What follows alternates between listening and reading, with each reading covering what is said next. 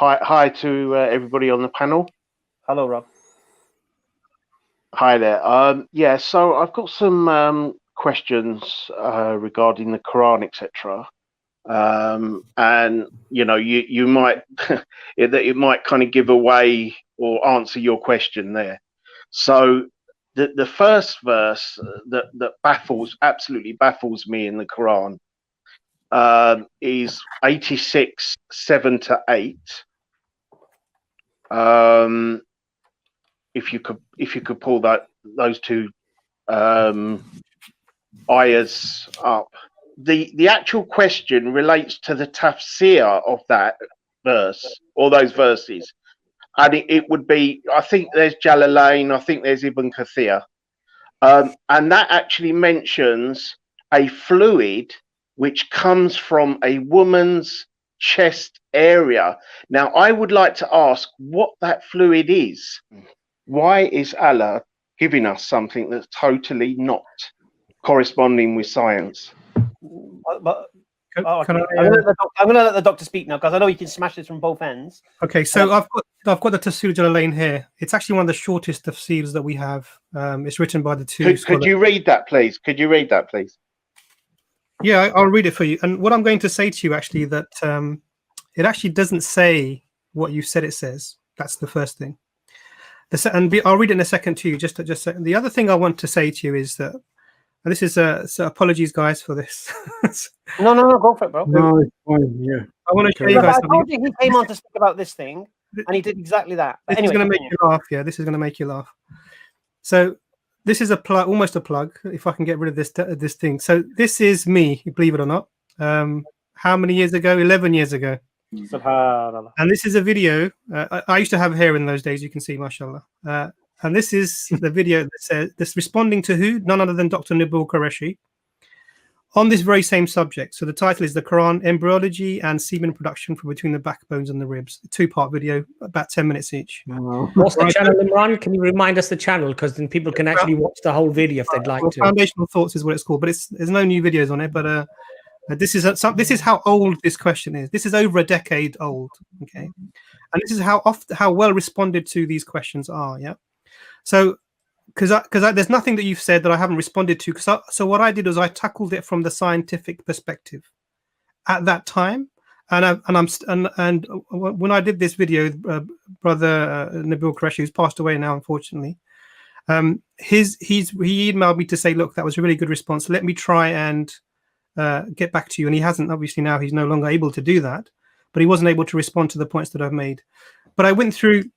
So I'm going to read this tafsir to you. And then we're going to. I just want to do two things: give the understanding as is the most common understanding, which is what this is talking about. Brother Mansour has mentioned this. Brother Hamza has mentioned this before. This is the most straightforward way of explaining it.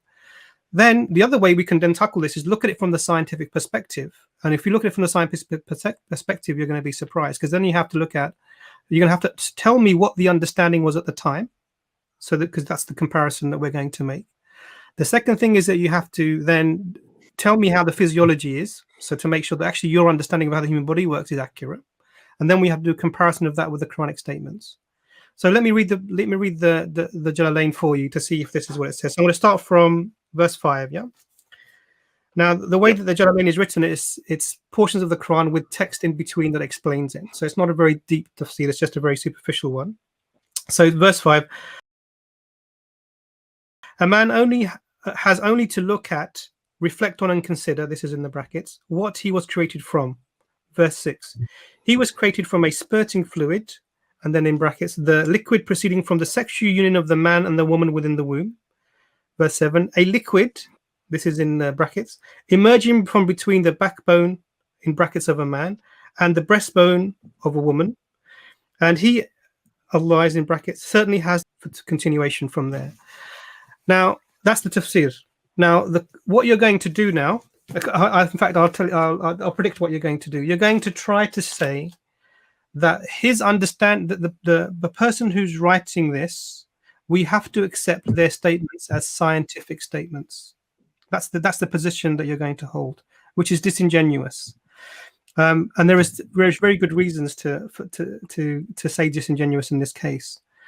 So I've read it for you. Sorry, I didn't know your name was Rob. That's it. I read it for you, Rob. So tell me, Rob, what is the point that you want to make about this? You're going to say that, as Brother Sadat said, either the tafsir is wrong, or you're going to say Allah is wrong, or both. What is it you're trying to say? I think they're all wrong.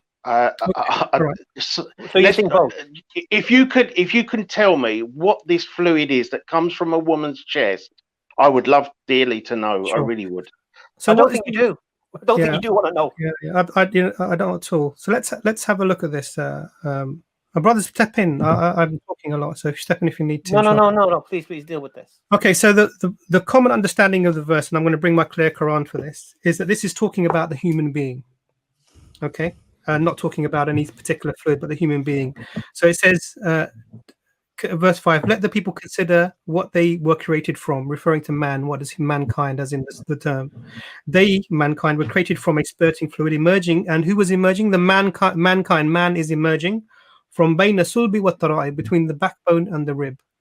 Now, when you're saying you want to know about the breastbone, the question I'm going to ask you is, where is the word? So let me just clarify that.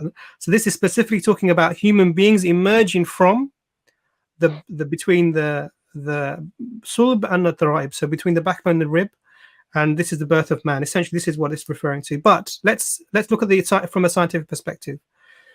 They're saying that this fluid, this gushing fluid, comes from bayna, between sulb wa tara'ib. Now the question is, what are these two words referring to? So we have the translation in English, but I want you to give me a translation of where you get the understanding of what these words are. Just from reading the Quran and the tafsir. Okay, so you read the Quran and the tafsir, and that's the only thing that you've understood from it. Yeah, but I cannot, correspond this with science whatsoever. What liquid are we talking about comes from a woman's chest? Okay. So let me clarify for you. Right? Doesn't make any sense. It doesn't make any sense. Let me clarify for you. So the word sulb refers specifically to the male member. Now all you need to do is grab a Quran, any Arabic dictionary that's old, so Lane's lexicon, whatever you want to refer to, and that's what I refer to in the talk that I gave. And you want to look up these two words, sulb and tara'ib. Okay. Now the word tara'ib, we know from Taj al-Urs and other dictionaries that deal with rare words, because it's actually a very rare word. It's an unusual word. The word tara'ib, and if you want to see evidence of this, just look at Muhammad Assad's translation of this word tara'ib, and he actually makes a note that this is a very rare word, and what it really means is arch of bones, and this is why commonly it's translated as ribs, but actually it doesn't mean ribs; it means arch of bones, and also in the Taj al-Urs, this is specified, and even in Lane's lexicon, is specified as being specifically something that is found in women. Okay, now that's another thing with this word, that is specifically found, something that's found in women. Now, obviously, ribs are found in men and women, so it can't be talking about ribs, right? So the question is, which other arch of bones is there that this is referring to? Then, so there's only one other arch really of bones that we have, and this is the pelvis. Yeah. And the female pelvis is specifically different from the male pelvis because of this process of childbirth that we're aware of. Now, this is. I'm pretty sure it says breastbones. I'm pretty sure it says breastbone from memory. It's not written in English. To you why it's not breastbone? You're not listening, Rob. It's not written in English, Rob. That's the problem. So what you're doing is you're saying, I will only allow you to tell me the meaning of the English translation. No. I'm coming from a scientific point No. of view. We're getting to the science, but first you have to get past the language. Rob, Imran has just explained to you, when you go to the Arabic, it can't be referring to breastbone. Did you understand what he said, or would you want to hear him say it again? So I think what we have to do with you, Rob, is underline as we go. Yeah. So you can't keep that. Is a rare Arabic word that refers to arch of bones that is specific to women. But what is this fluid? What is it? I'll come to it. I'll explain to you. Rob, listen what you're saying, please. So I'm explaining to you why your understanding isn't right, but you seem to be struggling with listening to it and hearing the differences. I'm struggling to understand what this fluid is already. Yeah, because I haven't got to the fluid. To understand what the bones are. Forget the fluid. Rob, do you Well, want to yeah. know? You want to understand You know, it? I'd love to know what bones in a woman this fluid comes from. Rob. So there's another issue as well, Rob, in the way you've explained this. So it doesn't say that the liquid comes from the bones. It says baina. What does baina mean? No, I'm not an Arabic speaker. Well, this is the problem, you see, because it's not saying from, it's saying between. Baina means between. I live baina baitul, baina masjid. You know, it means you live between the house and the mosque. You know, and this is what it's saying. It's in baina sulbi wa tara'ib. So it's between. The liquid comes from between. But what is this liquid, Doctor? That would be good. Okay, I'll tell you. I'll tell you what it is. Oh, go on. And then we're going to say goodbye, Rob.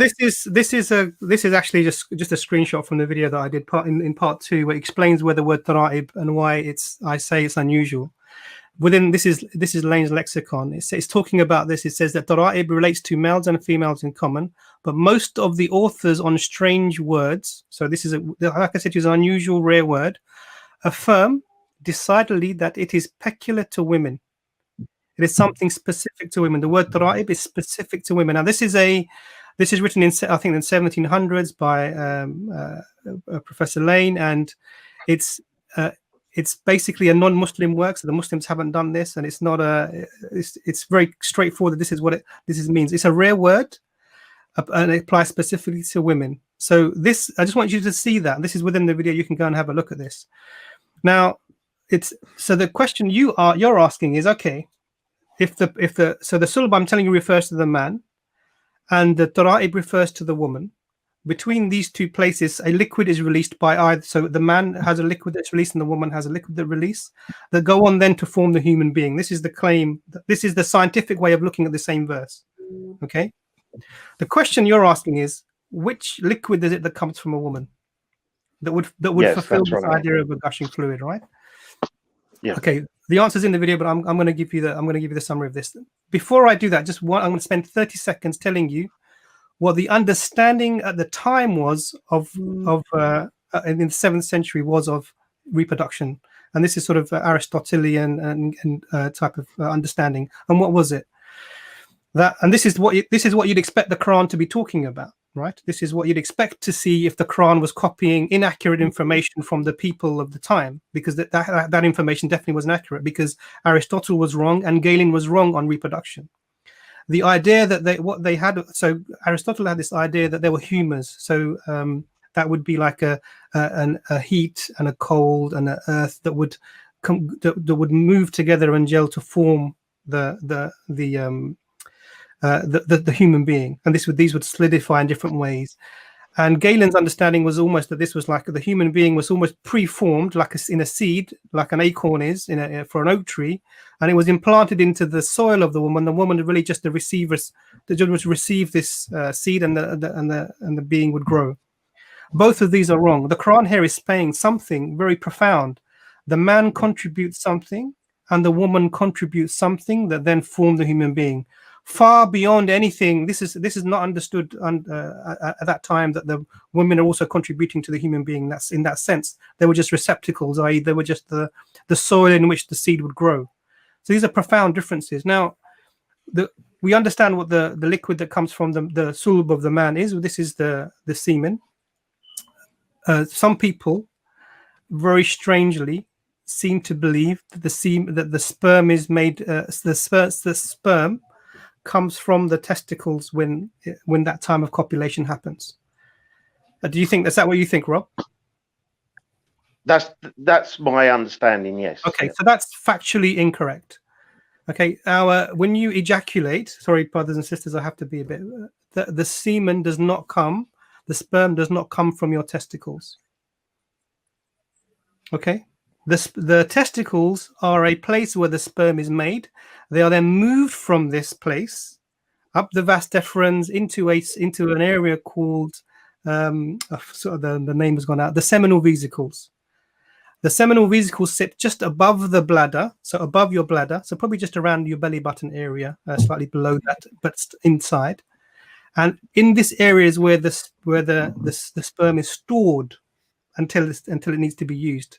So then what happens? So then obviously you have intercourse, and the sperm only makes up 2% of the final volume of what's ejaculated. 98% of it comes from the prostate gland, which sits just in the base near your behind, and it almost acts as a lubricant to take the sperm into the area that it needs to go to.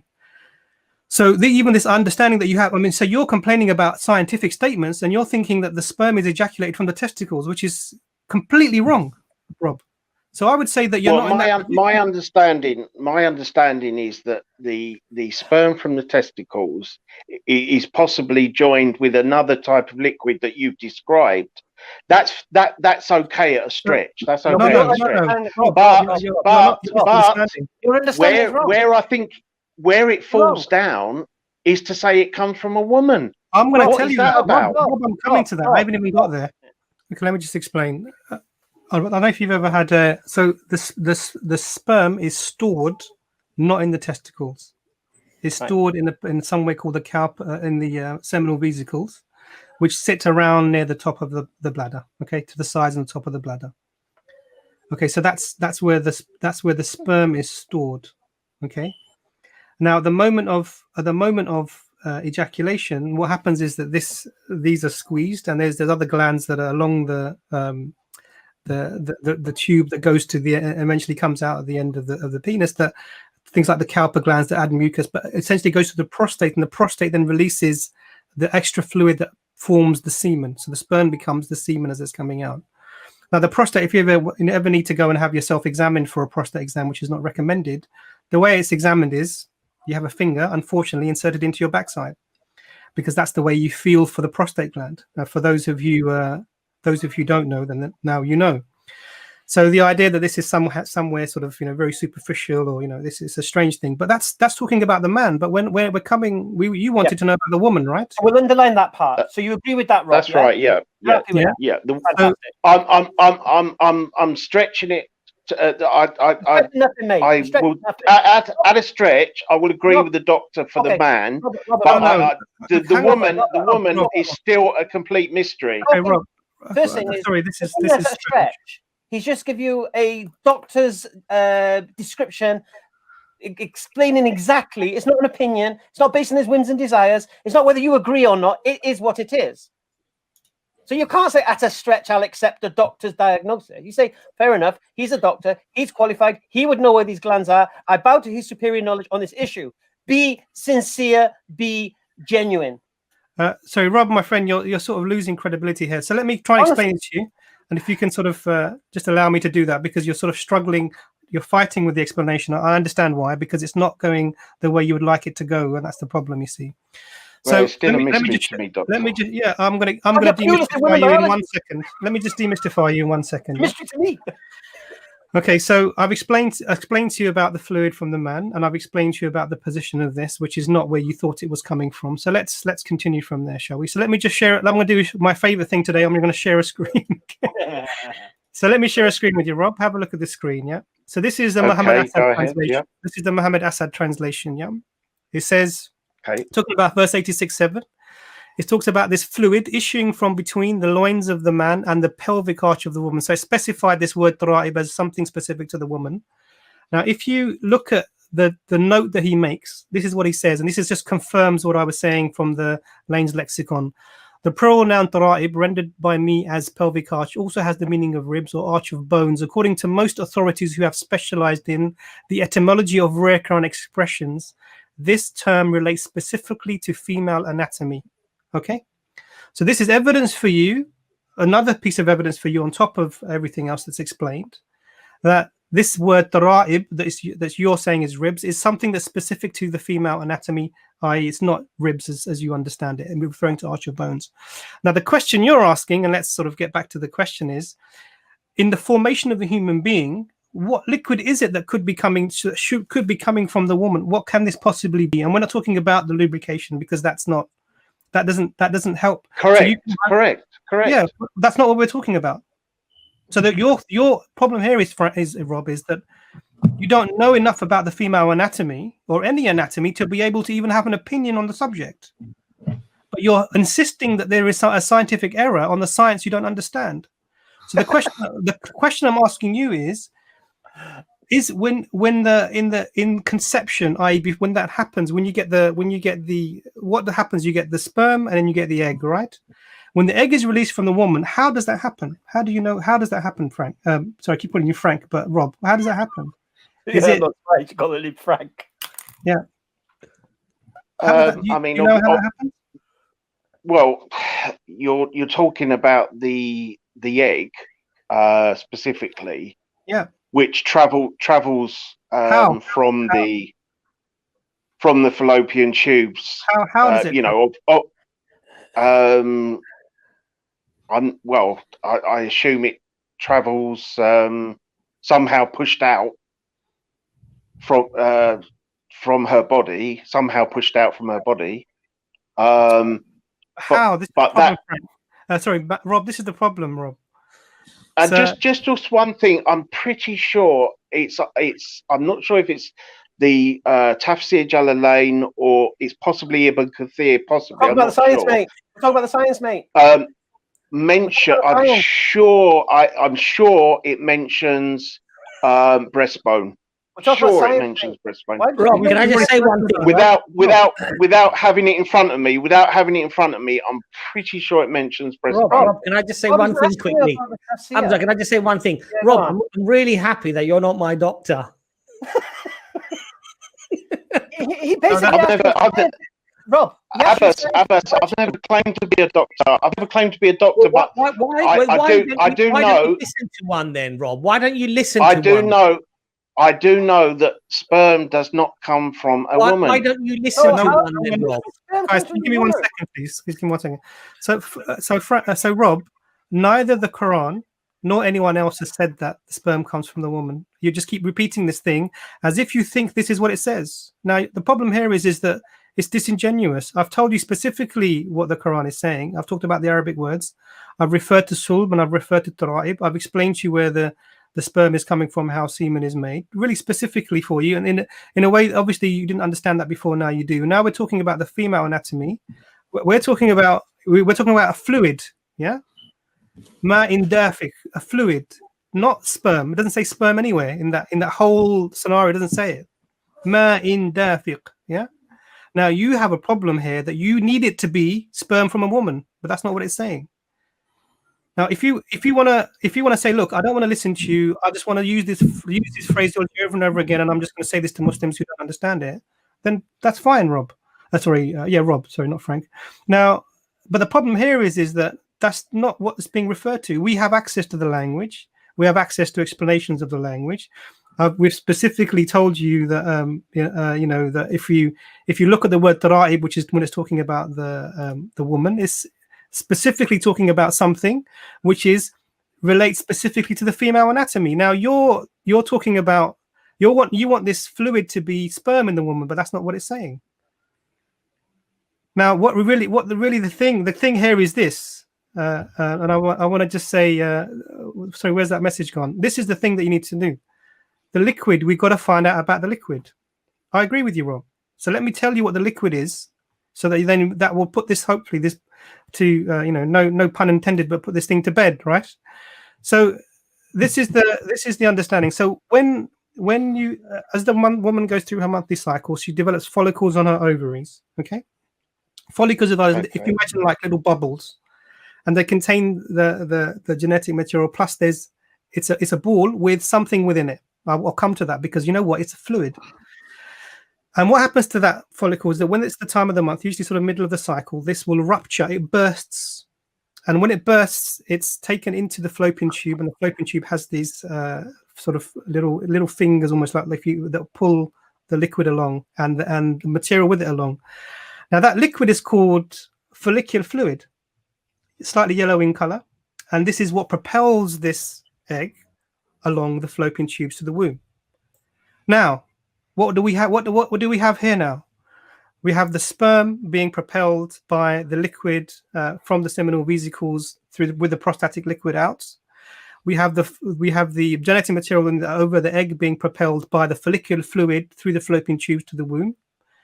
Oh, you know what? We got two liquids propelling the genetic material that formed a human being from a man and from a woman. Allahu Akbar. Allahu Akbar. Now that is scientifically accuracy from 1,400 years ago from a guy who lived in the desert, peace be upon him, who could not read or write, and if he had copied the information available to him at the time, would have got it wrong. So are you saying that that is the monthly time when the egg comes out? Rob, you know what, Rob? No. I think you, at this stage, Rob, if you had any genuine bone in your body about this subject, Rob, you would have said, you know what, lads? You know what, lads? You would have said, me in 2021 got it all wrong, but this man in the desert in the 7th century who was illiterate and was only known for herding goats and then later in his life as a businessman, as a trader, got it right. Allahu Akbar. That's all I can say.